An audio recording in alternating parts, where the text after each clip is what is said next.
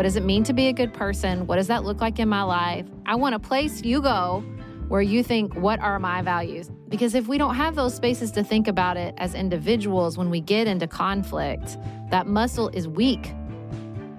Welcome to Good Citizen, a podcast from the Theodore Roosevelt Presidential Library. I'm Ted Roosevelt. My guests today are Beth Silvers and Sarah Stewart Holland, hosts of the popular and insightful podcast, Pantsuit Politics. While they discuss politics, culture, and society, they do it with empathy and curiosity. They also tour the country as speakers for many live events and are authors of 2 books, including I Think You're Wrong, But I'm Listening. This episode is a truly thought-provoking conversation about everything from political party identification to declining church attendance to the search for shared American values. I hope you enjoy it as much as I did.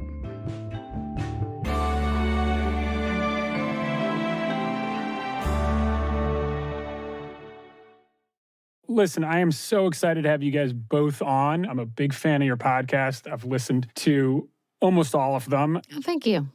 I'd love to know from the very beginning, how did this come together? I had a parenting blog called Bluegrass Redhead, where I would write a stroller review and then share my thoughts on the Syrian civil war. I did not care. I just put everything on there that I felt like talking about. And Beth reached out during her maternity leave and said, would you ever be interested in a guest post on Bluegrass Redhead? And I was like, for sure, because I'm doing this for free. So any post I don't have to write is great. And she wrote a couple posts, one in particular called Nuance. And so it was sort of this idea, let's just hashtag things nuance to imply that maybe this is not everything I have to say on the subject and certainly not everything I have to say, period. It was just really well received by my audience. And so I said, would you ever be interested in starting a podcast? And she said, what's a podcast? Because this was 2015. And I said, I've got that part figured out. We just would sit and talk about politics. And we did a test call. I said, let's just get on the phone and kind of talk about where we're at and what we think about things and see how it goes. And I'll never forget, I was driving around with my youngest son, who was a baby at the time, and he was asleep in the back.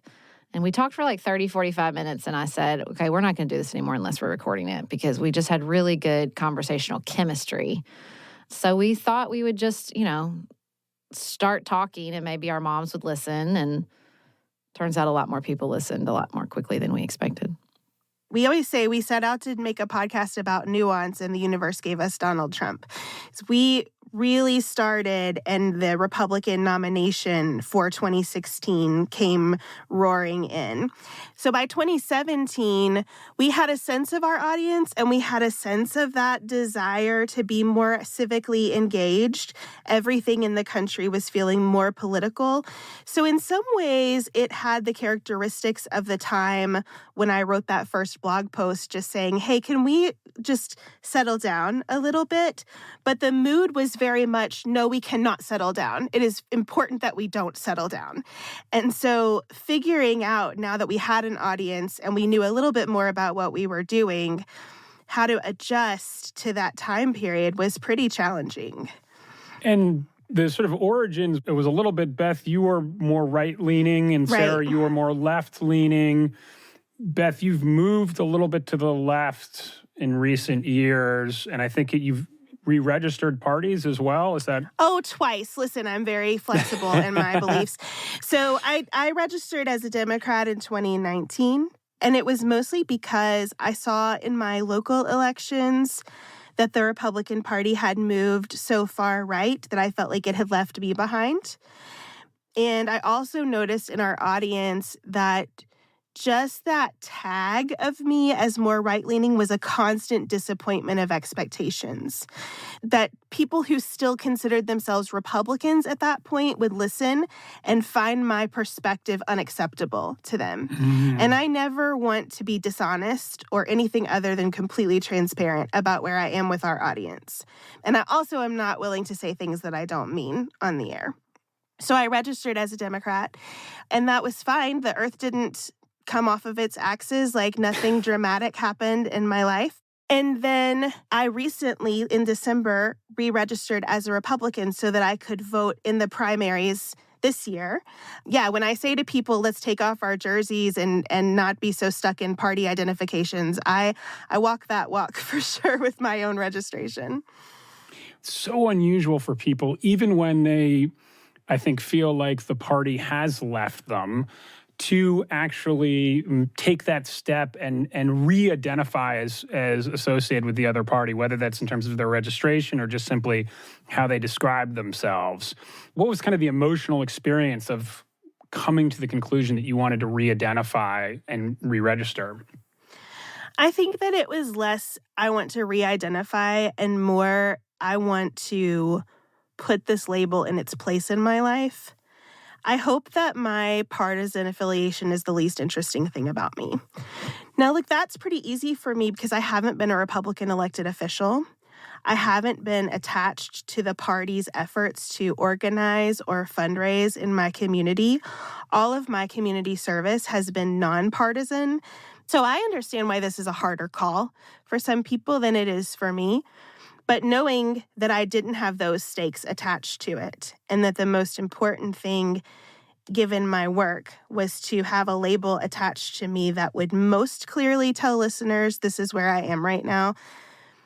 And now I would say I am probably a center-left Democrat, but very independent in how I view most of the issues. And I think the issues that are coming down the pike, the most important challenges that we're going to face as a country, the two-party system and even the left-right spectrum don't do justice to those issues. So I think this will become even less important to me in my future than it's been in the past.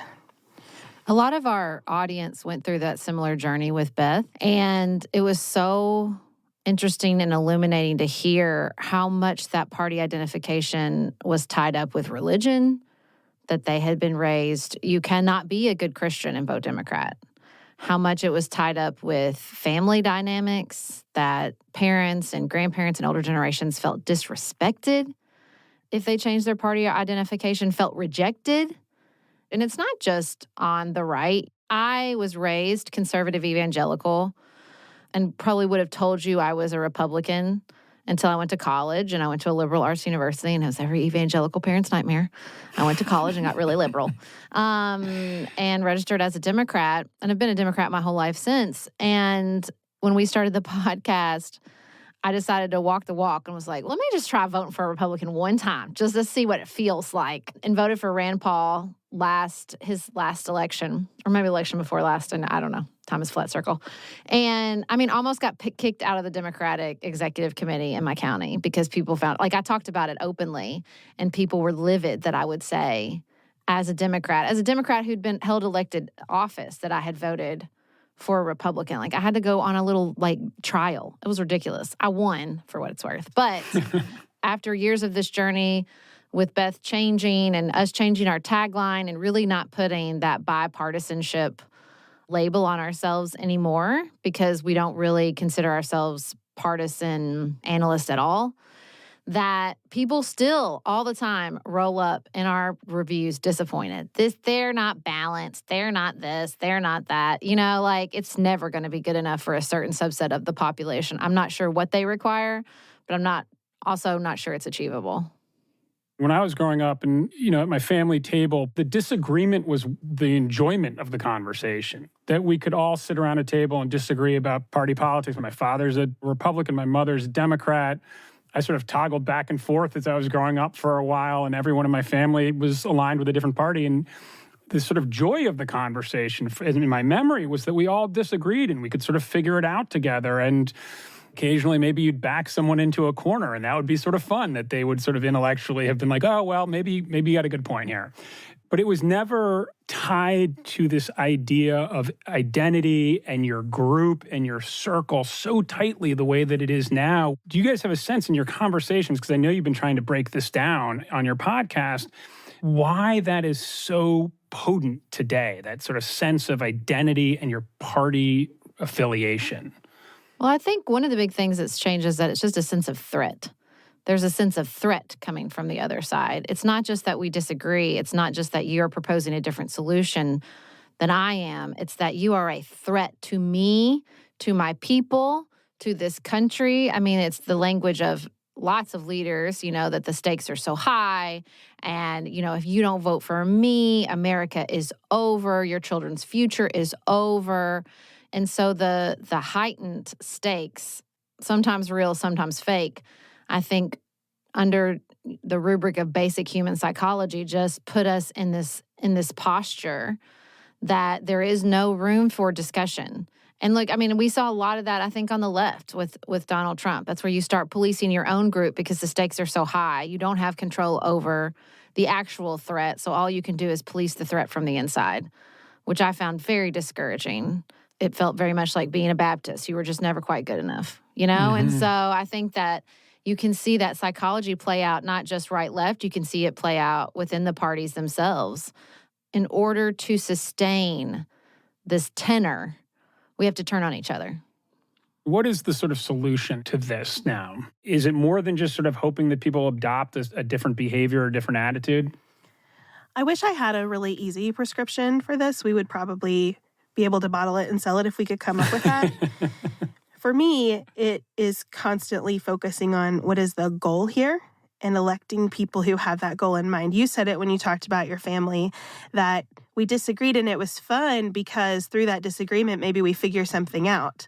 But that implies that the goal is to figure something out together. And right now, all of the incentives in politics are just to win or to lose in a way that helps you win something outside the political process, right? Sometimes I think in Congress, we have legislators who are setting up failed votes just for messaging purposes because they're winning in some dimension that has nothing to do with passing laws or doing the business of the government. I don't know how much more obvious that's going to have to get for the general population. My sense is that it's becoming obvious that we might be reaching the limitation of the public's patience with legislators as publicists instead of lawmakers. But getting to some orientation of a shared goal where everyone occasionally has to accept things that they don't love in order for us to take steps forward together is the only way I know to get out of this persistent, obnoxious cycle that everybody says they're exhausted by. One of the things you guys focus on is really trying to start with people's values and where the values connect with people. When I was in business school, this really blew my mind, but there was this guy, Professor Keith Hennessy, who taught fiscal policy, and he gave everyone in the class a line item of the national budget and said, cut the budget by 15% and just kind of cross out the things that you don't want to see. He then would set people up that were on different sides of what should get cut and what shouldn't get cut and have them argue it out. And they'd be sort of going back and forth, and you could see they were getting nowhere. And he just started asking the students on each side sort of like, well, why do you think this is important? And followed up that question until he got to the core value that the person was, why they were defending that particular policy or another, and then would do it on the other side, and you'd have two values facing off against each other. And what happened is they very quickly would be like, oh, that value's not so different from my value.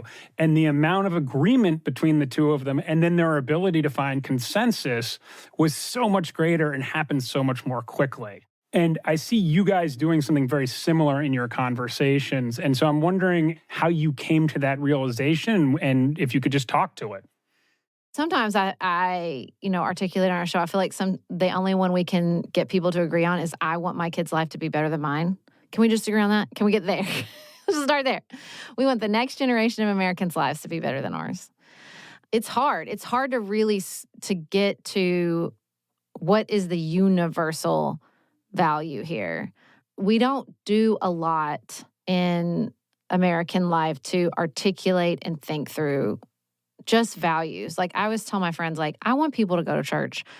Not because I think they should go to church because like they're going to go to hell. I don't believe in hell. Not because I want them to go to church to even like worship God. Just because I need a place where people go and think what's important to me. What does it mean to be a good person? What does that look like in my life? I want a place you go where you think, what are my values? And we don't spend enough time in our lives thinking about what does character mean? What kind of person do I want to be?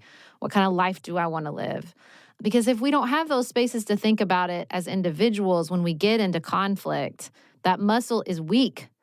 And we can't exercise it in the face of frustration or anger or disagreement because we haven't exercised it when we are calm and alone and with our own thoughts.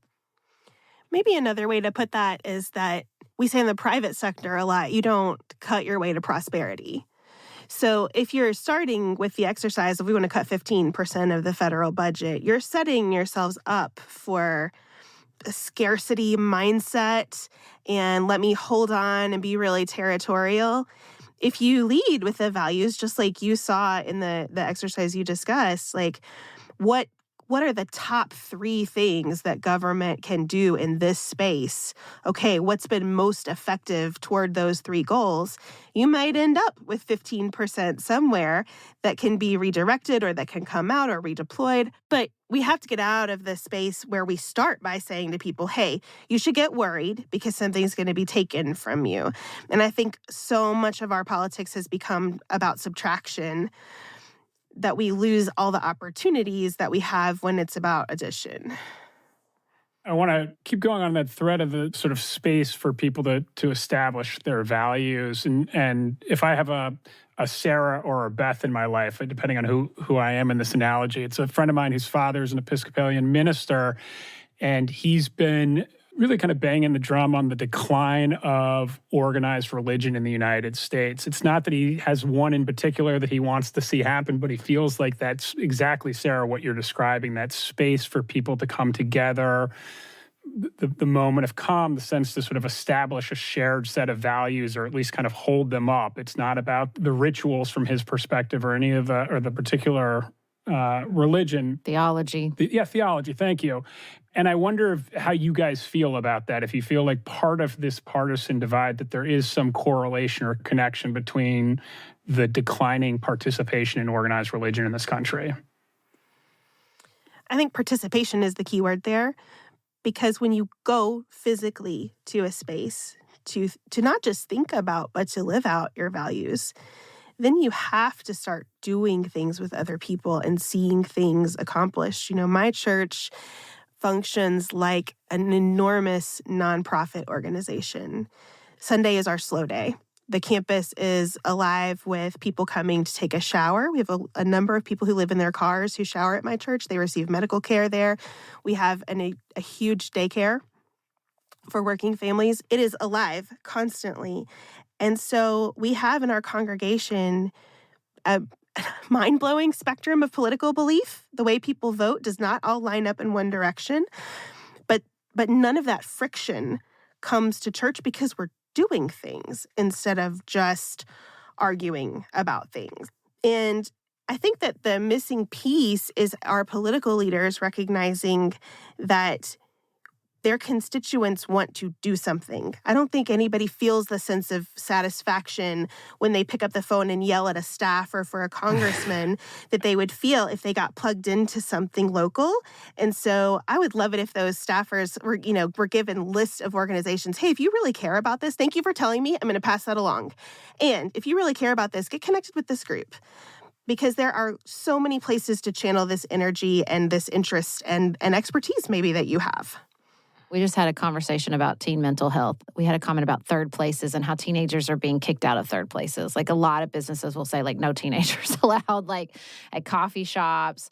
Or I think you can see it around the conversation about libraries, which are an enormously active, engaged third place. Having a space where you are coming together cross-generationally, in particular, with people who do have different politics than you. I mean, that's part of the problem with organized religion is that it is sorted based on politics, which I think has been incredibly detrimental, and that there is so much politics present in so many churches.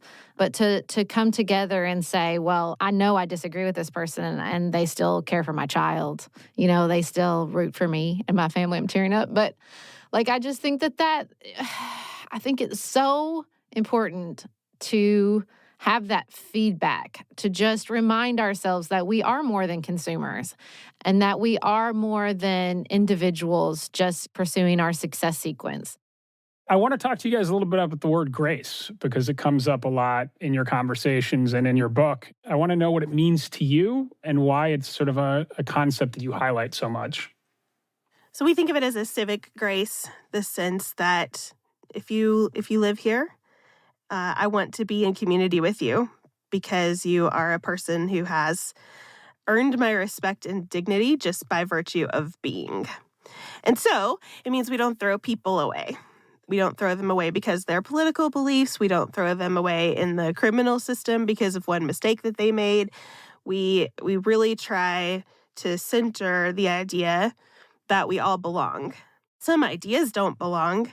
People push on this like, well, then why haven't you had this kind of person on your podcast? Well, because their ideas don't belong. There are some things that we just have to reject out of hand. We're not advocating for a limitless moral relativism.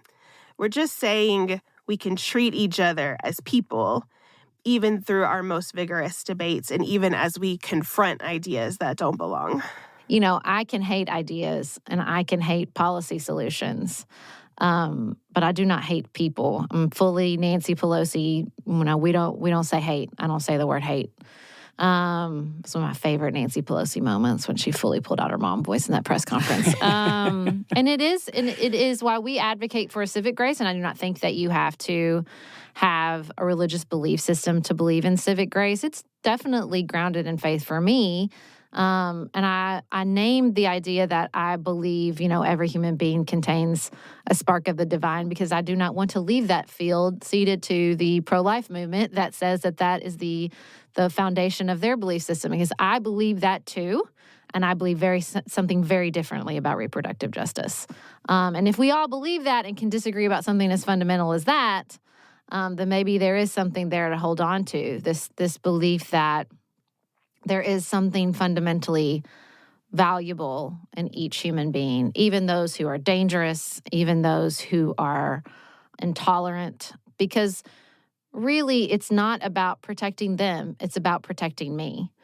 It's about protecting my own humanity by refusing to dehumanize someone else, because that is dangerous and most dangerous belief in not only human history, but around the globe right now. When I see you as less, what can I justify? When I see you as undeserving, what then is available to me? And that is not something I want to participate in. When I was growing up, I felt like I could tell you what America was, what America stood for. And maybe some of it was mythology, maybe some of it was not factual per se, but there was a sense of, I thought, very clear American values. I struggle today to identify what those are sometimes. And I'm curious if you guys in your conversations have come away with, whether we're talking to people on the right, people on the left, whatever it is, there is consensus. You mentioned, Sarah, earlier, the idea that, everybody wants their children to have a better life than you have. So maybe that's one of them. Are there others in that vein that you've uncovered? I think we continuously circle around this beautiful, audacious experiment in whether you can have a multicultural democracy. That freedom is extremely rare and hard to sustain in the history of humanity, but freedom among people who don't share an ethnicity or a faith or a background is even more rare. And so the fact that we just keep trying to do that is the principal American value to me. The underlying determination to keep going at something that is very aspirational and unusual across the globe and throughout time is what motivates me. I think that the freedom of association, the idea that for whatever reason you want to come together and advocate for something, you can. We take that for granted, that there are so many places in the world that you cannot just merely gather among like-minded people. I had a friend tell me her 20-year-old son was just railing on America. We should leave. We shouldn't live here. There's so much corruption, so much elitism, and the corruption is just rampant. And she's like, where do you want to go? And he was like, Mexico. And I was like, what? What? I got bad news for you. Those freedoms that our founding fathers put first that have become a part of the water to the point where, we don't see them, I think are so fundamental American values that if pressed, most Americans can identify and do depend on. Mm-hmm. But privilege can act as a as a camouflage for most of that. As I look forward at maybe not 5 years, but through 24, we have a presidential election coming up. And we've heard. Apparently, this is what the word on the street is, breaking news. I feel a dread of the sort of temperature in the country rising this year, an anticipation of the temperature in the country rising because of that. Is there anything that you talk to your listeners about, or you can tell our listeners about, to sort of keep their temperature down in 2024, to keep themselves from being agitated or stirred up by the events that are going to happen over the next 6 months? I mean, I think that it's almost the opposite problem that's going to catch us off guard, which is there's so much malaise. I'm not sure the temperature is going to rise. I think the temperature might drop. To me, we almost want to focus on like staying plugged in ways that matter, that do give you energy. Local elections, statewide elections, they matter. And being able to see like that politics isn't all just one thing, even though it seems to be the same candidates over and over again, I think is really, really important. And I hope people will get dialed into that. What I worry about are all the parties who are invested in the temperature rising. And I really want people to be aware when they see in person, in their lives, people going, ugh, this election. And then they go online and it's all fired up. I want them to have a moment with that dissonance to realize that a lot of what is happening online comes from not people or not people in America. There are so many outside forces that like to use American elections to turn us against each other, and they can do that at unprecedented scale in this election. Don't allow yourself to be weaponized by all of these technological innovations that are manipulated by people who do not have America's interests at heart. There are two final questions we ask all our guests. The first one is, what is an action that you might encourage our listeners to take? Last year, Beth invented ballot clubs where you invite your neighbors over to just review the ballot. Just talk through, what is this office? What does it do? Do you know the person running? Do you know the other person running? Is there no other person running? How do we feel about that? And I did it in my own hometown, and it was an incredibly positive exercise. So highly encourage a ballot club. And if that feels overwhelming to you, the precursor to my ballot club was an annual Facebook post where I would just go on and say, hey, I'm not telling anybody who to vote for. I just want to show you the sample ballot for our area. And in the comments, I'm going to put some links about all of the candidates. And I think it became something people relied on because those local elections are so important, but a lot of people skip them because they don't know anything about them. We have a constable office in Kentucky. Very difficult to figure out what the constable does. So I grabbed the best link I could find for that and put it just there in the Facebook comments. So there are so many ways to say to people, I'm just like you. We're all figuring this out together. Here's what I found, without it leading to an argument about who anybody should vote for, where it's just we're kind of all being the League of Women Voters out there, spreading the idea that your participation matters in whatever direction you're going to participate. Is there an organization that you would encourage our visitors to check out? Well, I do think the League of Women Voters does good work. They're great. Yeah. Beth, Sarah, I'm rooting for world domination for you guys because I think it would really help. Thank you. Really, I mean, I'm not saying that for the podcast. This was an absolute joy. I love talking to you guys. We really enjoyed it too. Thank you for having us. Thank you so much to Sarah and Beth. I could have talked to them for another hour at least. They are really thoughtful and informed, but it's their conversational style, a focus on curiosity and empathy, that makes them special to talk with. You can, of course, hear more of them on their own podcast, Pantsuit Politics.